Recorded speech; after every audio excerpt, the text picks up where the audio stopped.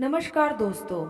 आज की कहानी बहुत ही इंटरेस्टिंग होने वाली है, तो इसे एंड तक जरूर सुनिएगा। एक अति सुंदर महिला ने विमान में प्रवेश किया और अपनी सीट की तलाश में नजर घुमाई।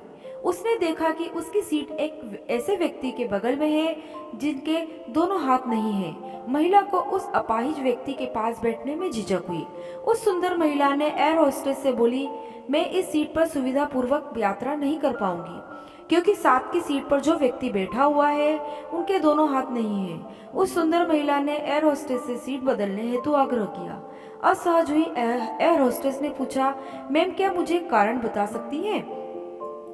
सुंदर महिला ने जवाब दिया, मैं ऐसे लोगों को पसंद नहीं करती। मैं ऐसे व्यक्ति के पास बैठकर यात्रा नहीं कर पाऊंगी। दिखने में पढ़ी लिखी और विनम्र प्रतीत होने वाली महिला की यह बात सुनकर एयर होस्टेस अचंभित हो गई। महिला ने एक बार फिर एयर होस्टेस से जोर देकर कहा, मैं उस सीट पर नहीं बैठ सकती, अतः मुझे कोई दूसरी सीट दे दीजिए। एयर होस्टेस ने खाली सीट की तलाश में चारों ओर नजर घुमाई, पर कोई भी सीट खाली नहीं दिखी। एयर होस्टेस ने महिला से कहा कि मैडम, इस इकोनॉमिक क्लास में कोई भी सीट खाली नहीं है, किंतु यात्रियों की सुविधा का ध्यान रखना हमारा दायित्व है, अतः मैं विमान के कप्तान से बात करती हूँ। कृपया तब तक थोड़ा धैर्य रखें। ऐसा कहकर एयर होस्टेस कप्तान से बात करने चली गई। कुछ समय बाद लौटने के बाद उसने महिला को बताया, मैडम आपको जो असुविधा हुई है उसके लिए बहुत खेद है। इस पूरे विमान में केवल एक सीट खाली है और वह प्रथम श्रेणी में है। मैंने हमारी टीम से बात की और हमने एक असाधारण निर्णय लिया। एक यात्री को इकोनॉमिक क्लास से प्रथम श्रेणी में भेजने का कार्य हमारी कंपनी के इतिहास में पहली बार हो रहा है। सुंदर महिला अत्यंत प्रसन्न हो गई, किंतु इसके पहले कि वह अपनी प्रतिक्रिया व्यक्त करती और एक शब्द भी बोल पाती, एयर होस्टेस उस अपाहिज और दोनों हाथ विहीन व्यक्ति की ओर बढ़ गई और विनम्रता पूर्वक उनसे पूछा, सर क्या आप प्रथम श्रेणी में जा सकेंगे?